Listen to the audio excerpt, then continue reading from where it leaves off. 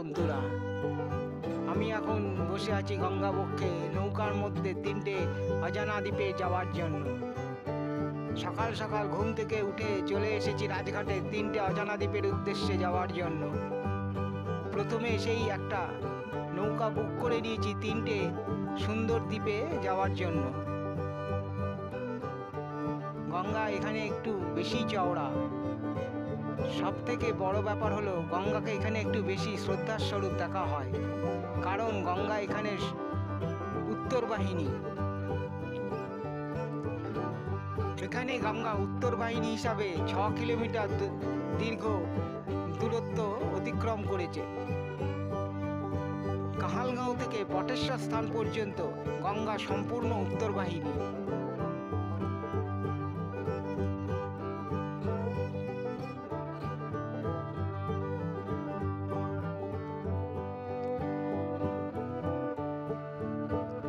সকালবেলায় গঙ্গার বুকে নৌকা বিহার করতে দারুণ লাগছে। আর দূরেই দেখা যাচ্ছে 2টো দ্বীপ। আর ওই যে দূরে পাড়টা দেখা যাচ্ছে, ওই পাড়টার নাম তিনডাঙ্গা।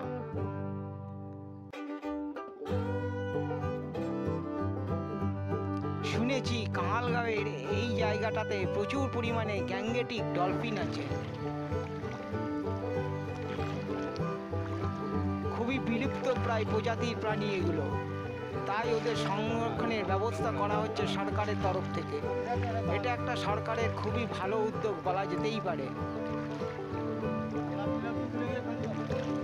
2-1টা ডলফিন দেখতে পেয়েছি, কিন্তু তাদের ক্যামেরায় ধরা খুবই মুশকিল।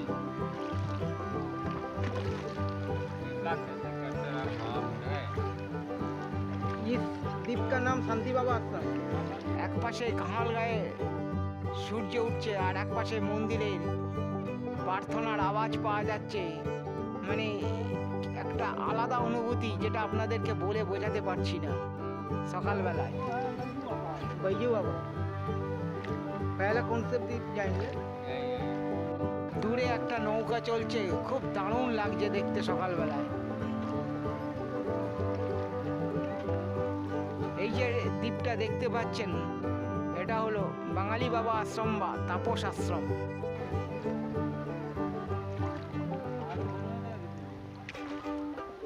और वो दिनों में ये यहाँ पे नहीं देंगे।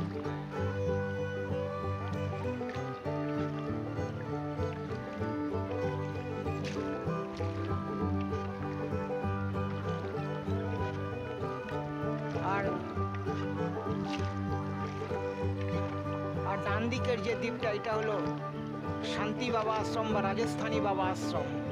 আর এর পেছনেই আর একটা দ্বীপ দেখা যাচ্ছে, এটা হলো পাঞ্জাবি বাবা আশ্রম। আমি প্রথমেই যাব শান্তি বাবা আশ্রম বা রাজস্থানী বাবা আশ্রমে।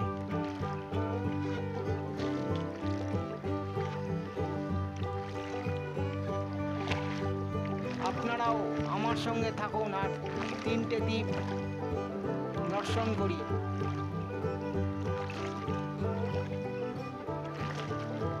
খুবই একটা আলাদা অনুভূতি হচ্ছে সকালবেলায় এরকম গঙ্গার মধ্যে নৌকা বিহার করা। ये द्वीप कैसे बना? अपना अपनी हुआ क्या? अपना अपनी हुआ ये तीनों द्वीप? কাহালগাঁয়ের রাজঘাট থেকে শান্তি বাবা আশ্রম বা রাজস্থানী বাবা আশ্রমের দূরত্ব মোটামুটি 500 মিটার। আসতে সময় লাগে 10 মিনিট মতন। এই চলে এসেছি প্রথম দ্বীপ, যেখানে রাজস্থানী বাবা আশ্রম বা শান্তি বাবা আশ্রম।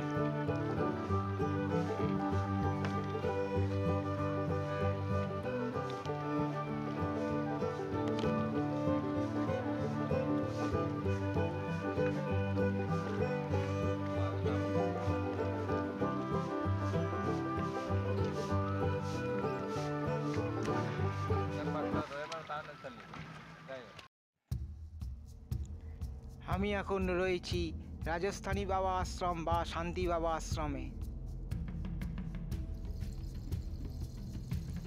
এই দ্বীপের মন্দিরের সামনে ছবি তোলা বা ভিডিও করা সম্পূর্ণ নিষেধ। আপনাদেরকে মন্দিরের পেছনের দিকটা দেখাচ্ছি।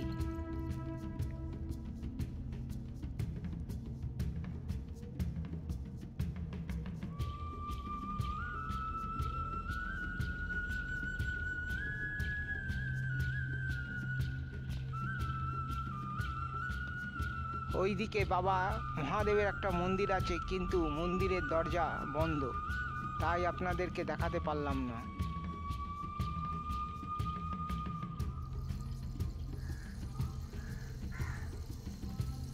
দূরে দেখা যাচ্ছে গঙ্গার বক্ষে গজিয়ে ওঠা সাদা বালুর চর। চারিদিকে চুপচাপ এবং নিরিবিলি পরিবেশ।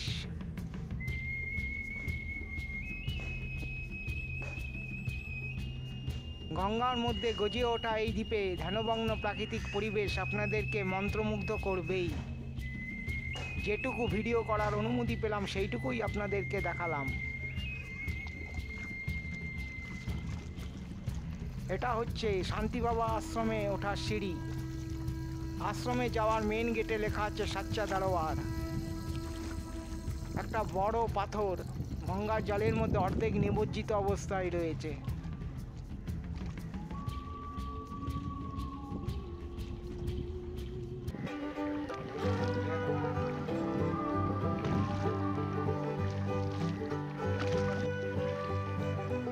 এবার যাচ্ছি বাঙালি বাবা আশ্রম বা দ্বিতীয় দ্বীপটাতে। নৌকায় বসে থাকতে থাকতে মাঝি ভাইরা বললেন এই দ্বীপে ছবি তোলা বা ভিডিও করার কোনো অসুবিধা নেই। আপনারা যদি আগের পর্বের ভিডিওটা মিস করে থাকেন তাহলে উপরের আই বাটনে ক্লিক করে আপনারা দেখে নিতে পারেন। ওই দূরে দেখা যাচ্ছে বাঙালি বাবা আশ্রম বা দ্বিতীয় দ্বীপটাতে ওঠার সিঁড়ি। আপনারা যারা চ্যানেলটাতে নতুন এসেছেন তারা চ্যানেলটাকে সাবস্ক্রাইব করে পাশের বেল আইকনটাতে ক্লিক করে রাখুন, যাতে পরবর্তী নতুন জায়গার ভিডিও আপলোডের সাথে সাথে আপনাদের কাছে নোটিফিকেশন চলে যায়।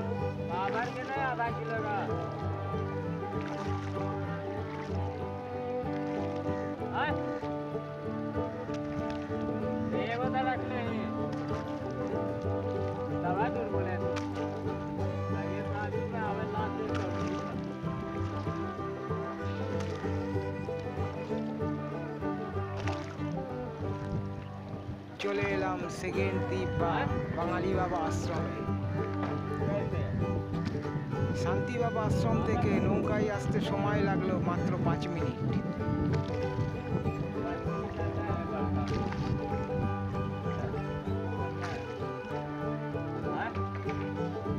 আপনারা যদি ত্রিপুরা ভ্রমণের ভিডিওগুলো মিস করে থাকেন তাহলে উপরের আই বাটনে ক্লিক করে আপনারা ভিডিওগুলো দেখে নিতে পারেন।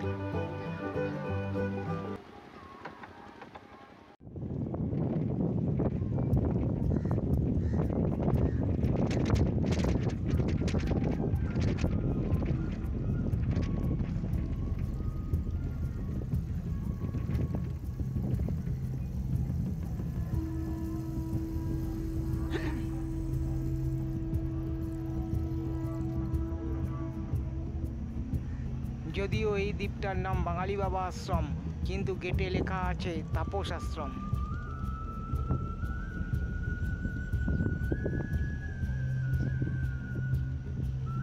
এটাই হচ্ছে তাপস আশ্রম বা বাঙালি বাবা আশ্রম।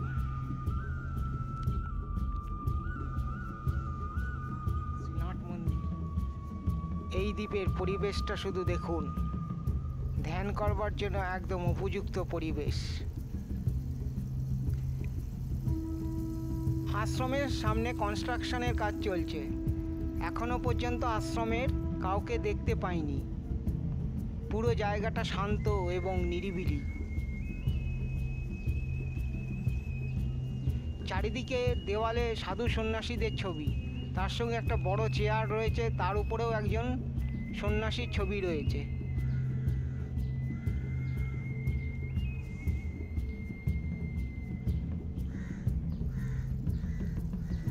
এই স্থানটি সাধু সন্ন্যাসীদের জন্য অত্যন্ত কাম্য এবং গুরুত্বপূর্ণ স্থান। এবার একটু সামনের থেকে দেখা যাক এবং এরপরে এই মন্দিরটার উপরে ছাদটাতে উঠব।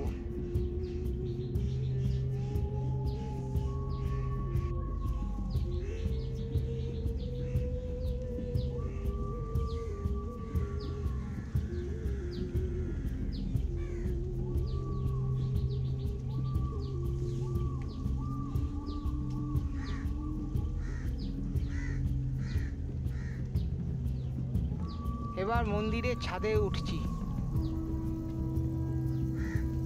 পুরো শিকড়গুলো সিঁড়ির উপর দিয়ে যাচ্ছে। পাথরের উপরে এত বড় বড় গাছ কি করে হলো সেটাই আশ্চর্যের বিষয়।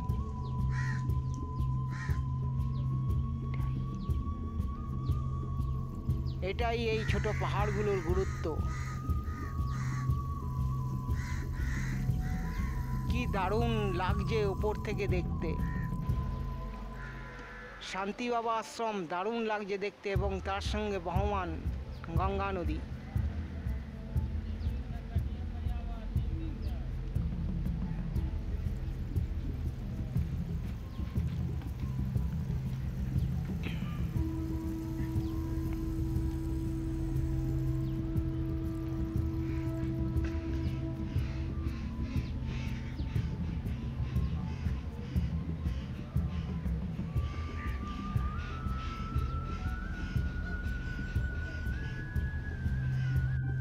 এবার চলুন নিচে নামা যাক।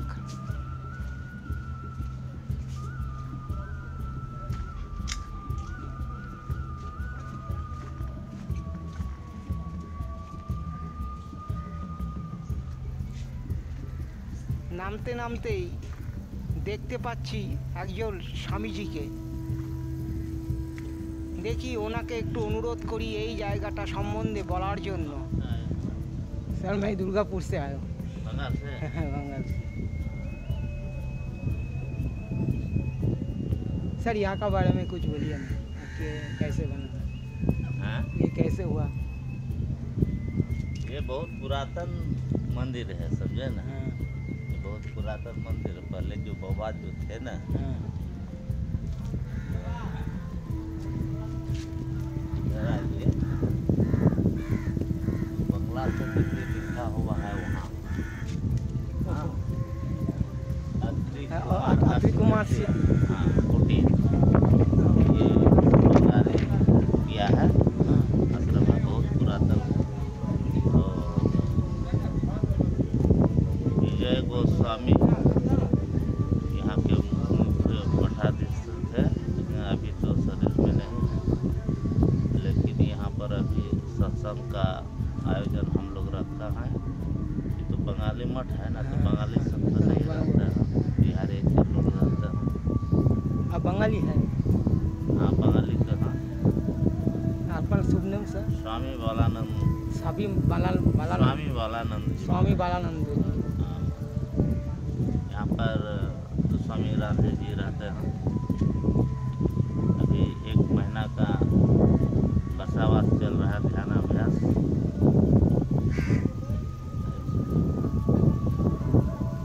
तो ऊपर जा सकते हैं? जाइए ना, जाइए, पूरा जाइए।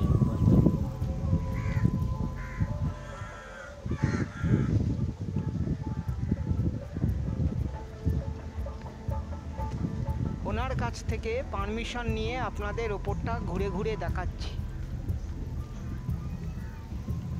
প্রত্যেকটা পাহাড়ে বিদ্যুতের ব্যবস্থা আছে। মনে হচ্ছে এই ঘরগুলো ওনাদেরই থাকার জায়গা।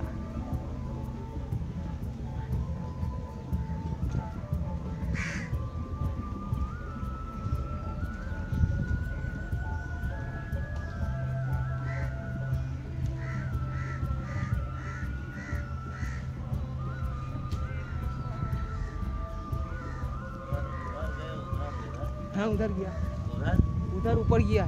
ऊपर गया। हाँ हाँ, ऊपर गया।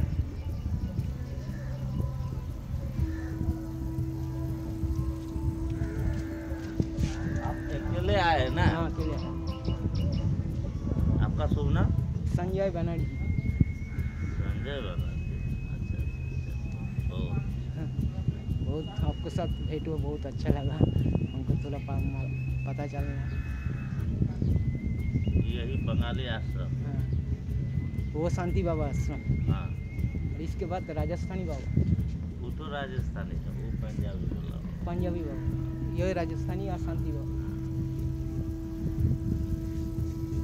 वो पंजाबी बाबा आश्रम होगा। ये बंगाली बाबा, ये राजस्थानी या शांति बाबा आश्रम या पंजाबी। ठीक है सर, चलते हैं। ठीक है।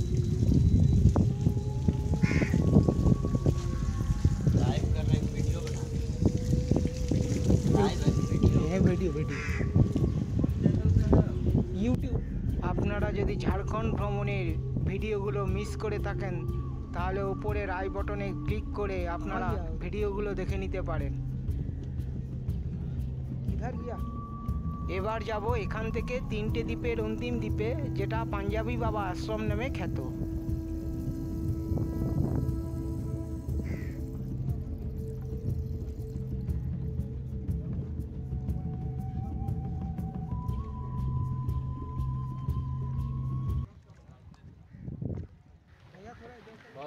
নৌকায় যেতে যেতে ভাবছি কি করে এত বড় বড় পাথরের ওপরে দ্বীপগুলো নির্মাণ হয়েছে। পরবর্তী পর্বে আপনারা শুনবেন বাবা সঞ্জয় মুনির মুখে কাহালগাঁয়ের ইতিহাস।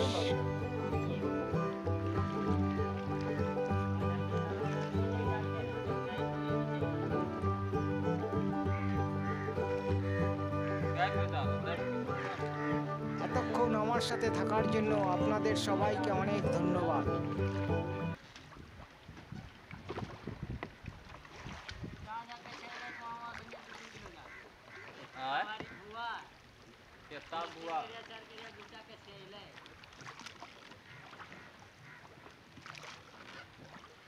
बघार लगते ने खर पानी से सट्टा से